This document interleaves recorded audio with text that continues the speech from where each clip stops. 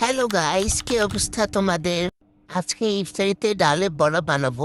তার জন্য এখানে আমি ডাল, ধনিয়া পাতা, পেঁয়াজ, কাঁচামরিচ, সামান্য পরিমাণের হলুদ গুঁড়ো আর মরিচ গুঁড়ো দিয়েছি, আর সামান্য পরিমাণে আদা বাটা দিই।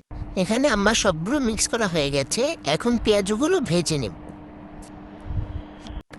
এই যে দেখো, এটা আমার কালা সুন্দরী কড়াই। আজকে এই কালা সুন্দরী কড়াইতে পেঁয়াজগুলো ভাজবো।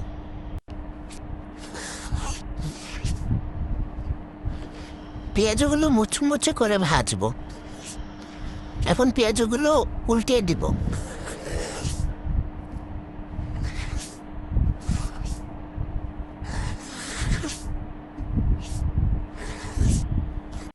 ইফতারি আর বেশি সময় নেই, বাহিরে অন্ধকার হয়ে যাচ্ছে।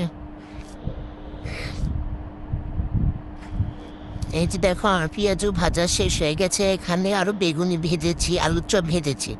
সেটা ভিডিও করা হয়নি।